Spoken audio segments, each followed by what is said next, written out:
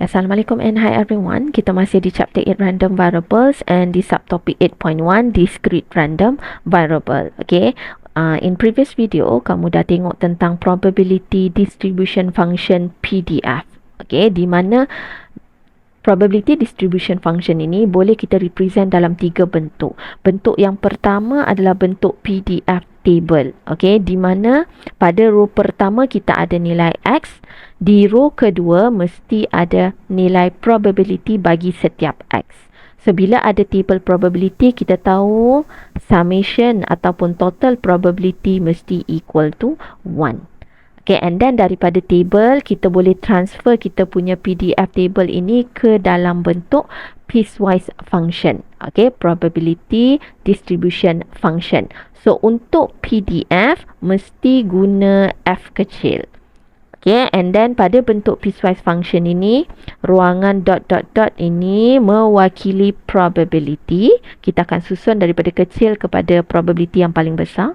Kemudian X equal ni corresponding X kepada probability kamu. And then dia mesti diakhiri dengan 0 otherwise. Okay, and then last one, sama ada daripada bentuk PDF table ataupun bentuk piecewise function yang diberi, kita boleh plot PDF graph.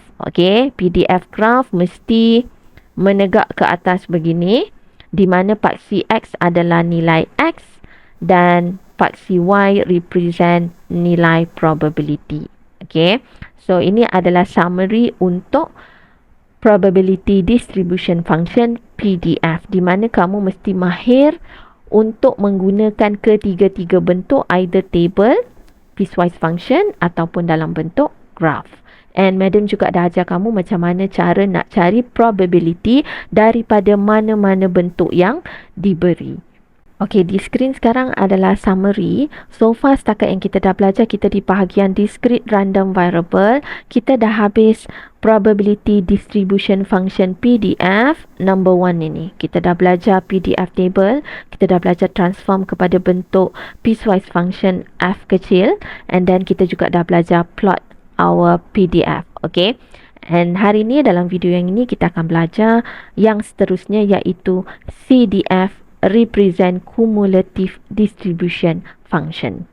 Okay, now kita nak pergi kepada cumulative distribution function. Boleh refer kepada table di muka surat 2.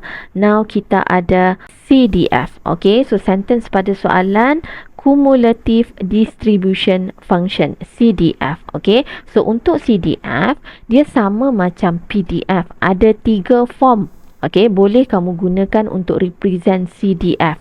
Form yang pertama kita ada CDF table. Yang kedua kita ada CDF yang kita boleh tulis dalam bentuk piecewise function. And yang ketiga kita juga ada CDF graph. Okay, cuma explanation untuk CDF table. Di bahagian first row masih tetap nilai X. Okay, cuma di second row, kali ni kita akan label dia sebagai FX, F besar. Okay, kamu boleh highlight dekat nota kamu. Kita akan pakai F besar, di mana di dalam sini masih mengira probability, tapi kita akan totalkan probability. Okay, kumulatif. Kumulatif maksudnya kumpul, yang terkumpul. Kamu dah pernah dengar perkataan kumulatif. So, bila bahagian probability sini, kita akan totalkan probability sehingga kamu jumpa di akhir sekali ruangan yang ini mesti jumpa probability equals to 1. Jadi table untuk CDF, kalau kita nak recognize, di hujung sekali mesti nilai 1.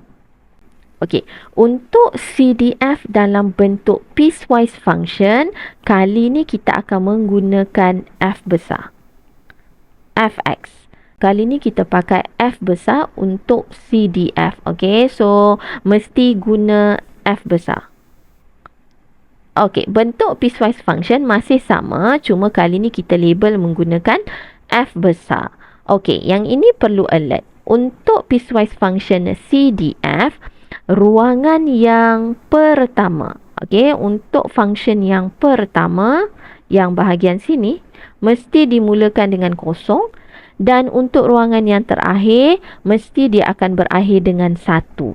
Okay, so tolong remark dekat nota kamu. Yang sini dia mesti start with 0. Yang ini mesti end with 1. Okay, so nanti Madam akan tunjuklah macam mana kita nak fill in yang bahagian tengah ni dan apa juga yang kita nak fill in dekat bahagian belakang sini. Okay, last sekali untuk CDF graph, kita akan plot graph lebih kurang macam PDF, tapi untuk CDF, graph dia mendatar begini. Paksi X masih nilai X, tetapi paksi Y kali ni kita akan pakai F besar, probability terkumpul. Okay, so nanti Madam akan tunjuk berdasarkan example macam mana kita nak compute ketiga-tiga bentuk CDF ini. Okay, kita start untuk belajar CDF dengan example 8. Tapi sebelum Madam explain example 8, Madam nak kamu tolong betulkan jawapan untuk soalan D. Jawapan dia bukan 1.5. Jawapannya adalah 1. Okay, kita pergi kepada example 8. The probability distribution function. Kalau kamu perasan dalam previous video, Madam akan suka highlight. Apa yang soalan beri? Ini adalah PDF. Probability distribution function of a discrete random variable X given in the table below. So, kalau table untuk PDF, row pertama adalah X, row kedua adalah probability. Okay. So, soalan A, dia minta kita kali ni cari cumulative distribution table. Okay, so sekarang ni dah datang kepada perkataan cumulative. Maksudnya dia nak kita form CDF table. Okay, so macam mana kita nak form CDF table daripada PDF yang diberi? Okay, so asal yang diberi pada kita adalah table PDF. Okay, so ada label dekat sini. Ini adalah PDF table. Now kita nak form CDF table. Okay, CDF table dia akan first row sama macam PDF juga. Okay, so first row kita salin dulu. Kita ada X. Nilai X yang terlibat adalah 0, 1, 2 dan 3. Okay, cuma untuk CDF, row yang kedua ni, dia bukan lagi probability. Dia adalah probability yang terkumpul. So, kita akan label dia sebagai F besar. Okay, so macam mana kita nak fill in ruangan untuk probability terkumpul F besar ni? Kita akan refer kepada table PDF ini. Okay. Nilai X kosong, probability-nya adalah 1/8. Itu permulaan. So, kita akan tulis 1/8 untuk X kosong. Okay, permulaan. Kemudian, untuk kita pergi kepada X1, berapa probability yang terkumpul? Kamu ambil 1/8 daripada sini, tambahkan dengan 3/8 dekat ruangan X1. Okay, so 1/8 tambah 3/8, kita akan dapat 4/8. Okay, atau boleh tulis juga 1/2, tapi Madam kekalkan 4/8. Okay, next, kita nak isi untuk X2. Okay, apa yang perlu kamu buat? Daripada probability yang terkumpul ini 4/8, kita akan tambah dengan 3/8 yang ada pada ruangan X2 ini. Okay, so 4/8 tambah 3/8 jadi 7/8. And last one, untuk X3, macam mana kita nak dapat probability terkumpul dia? Daripada yang sudah kamu kumpul, tambahkan dengan probability dekat X3. Okay, so 7/8 tambah dengan 1/8, kita akan dapat 8/8. In which kita akan tukar dia, 8/8 adalah 1. Okay, so kalau kamu masih ingat Madam explain awal tadi, untuk CDF table yang terakhir ini mesti nilainya 1. Okay, so ini adalah kita punya CDF table. So, tolong form table kamu properly.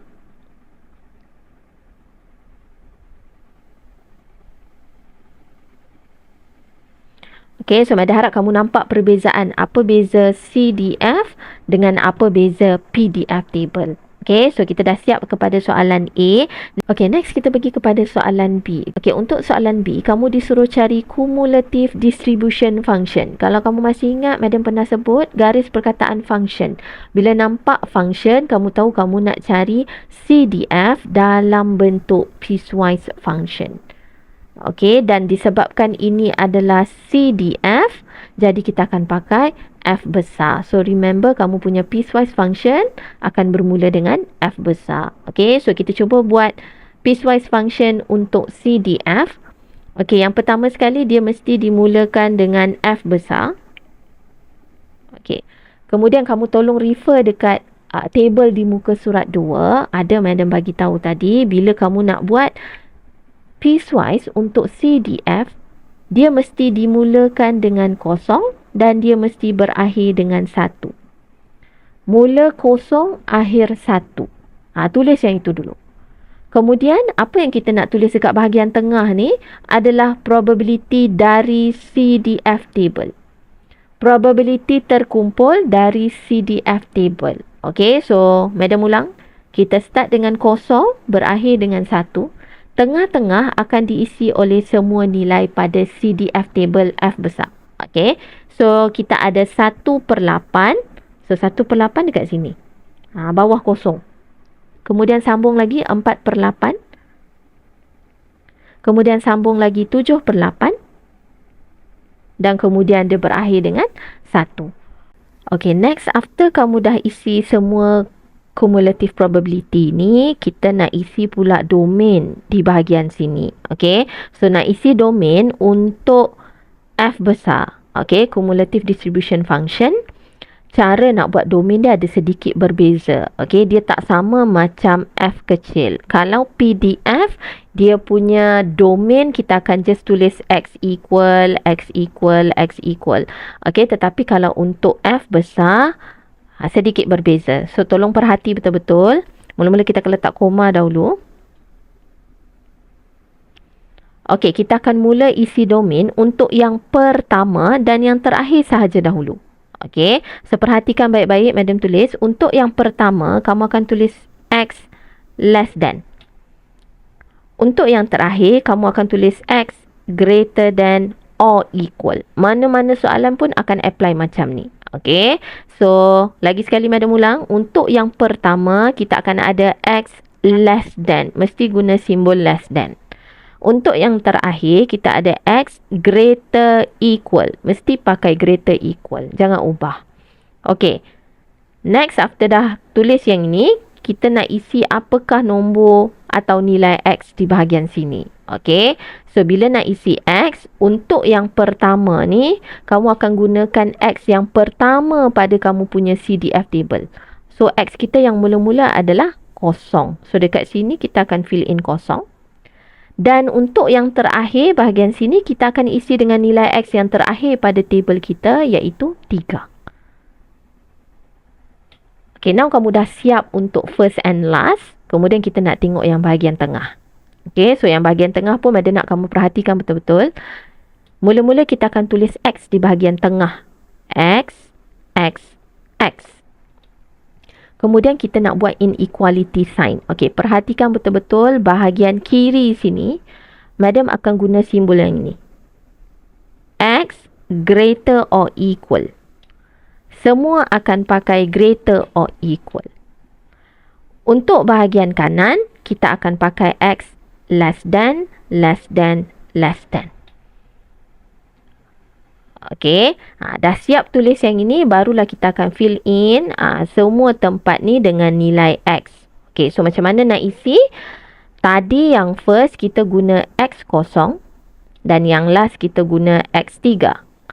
Okey, sekarang kita nak isi yang tengah-tengah. So, yang tengah-tengah ni, yang ini cara baca dia di antara. X di antara apa hingga apa. Okey, so kita akan start dengan, tadi kamu dah pakai kosong untuk yang ini.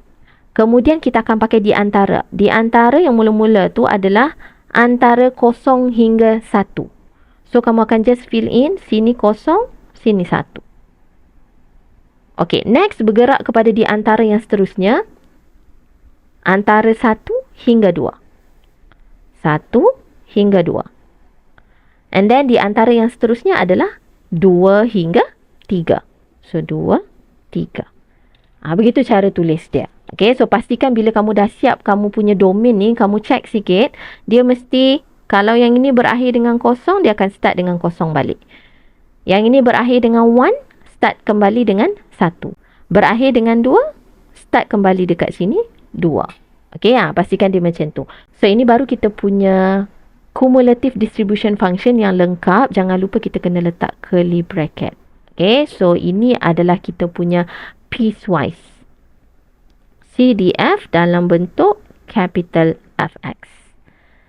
Okay, next kita pergi kepada soalan C. Soalan C minta kita sketch the graph of Fx, F besar kumulatif. Okay, so kamu jangan confuse antara graf PDF dan graf CDF. Kalau graf PDF, dia adalah yang menegak macam ni. Okay, tapi kalau graf CDF, dia adalah graf yang mendatar. Kamu akan boleh nampak bentuk dia macam tangga nanti. Okay, mendatar. So, untuk soalan ni, kita nak lukis berdasarkan table F besar kita yang ini. So, kita akan lukis paksi.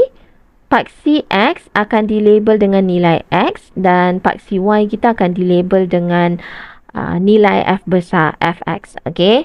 And then kamu akan plot dahulu nilai X yang kita ada. Dekat sini ada 4 nombor saja, 0, 1, 2, 3. Dan madam akan mula plot daripada origin. 0, 1, 2, 3. Okay. And then kemudian kita nak tanda senggat untuk F besar di sini. Okay. So senggat dia kamu perhatikan dahulu dia punya nilai probability dan kita akan buat senggat yang bersesuaian. Okay, so untuk soalan ni, madam nak guna senggat yang dimulakan dengan 2/8, kemudian 4/8, kemudian 6/8 dan kemudian 8/8 adalah 1. Okay, madam guna senggat yang macam ni. Okay, next. Macam mana kita nak lukis dia punya graf yang mendata itu? Okay. Mula-mula kita akan start dengan tengok pada bahagian sini. Okey, atau boleh juga kamu refer dekat sini. Okey, permulaannya kalau X kosong, nilai Y adalah 1/8. Okey, sini ya. Kalau X kita kosong termasuk di sini. Nilai Y adalah 1/8. So, madam akan tanda dengan warna merah dekat sini. Kamu perhatikan betul-betul. 1/8 adalah sini ya, tengah-tengah ni. 1/8. Okay, kalau X-nya kosong, Y-nya adalah 1/8. Jadi, madam akan guna black dot dekat sini. Hey.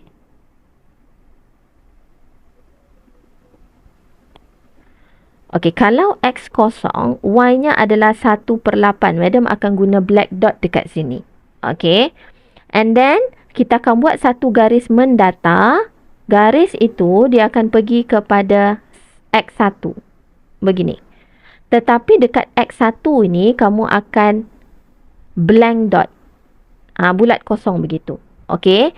So, graf mendata yang kamu lukis ni, dia represent bahagian sini. Okay. Kenapa kita guna black dot? Sebab kalau dekat X kosong. Okay. Sini ya. X kosong ada equal sign ni. So, jadi dekat 1/8 tu kita kena hitamkan dia. Tetapi kalau X1, kita masih nak guna probability 1/8. Tapi 1 ni not include. So, bila not include, kita akan blankkan dot di situ. Okay.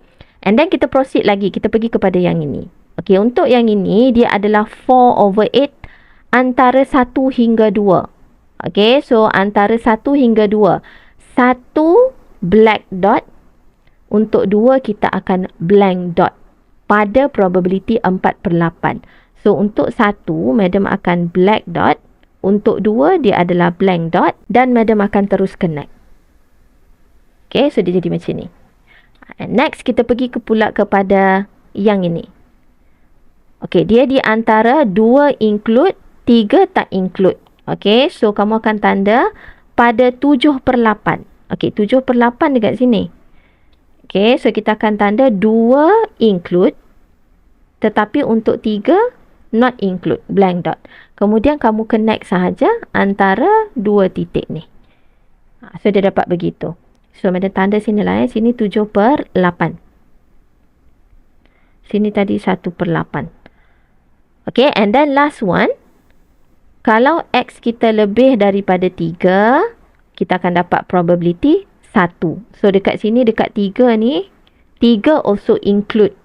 Okay, so kita akan dekat probability 1.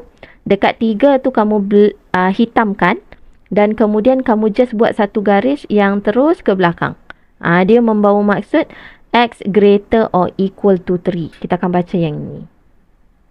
So, secara overall inilah graf untuk F besar, Cumulative Distribution Function. Okay, so dia mendata, perhatikan betul-betul kita ada black dot dan kita ada juga blank dot.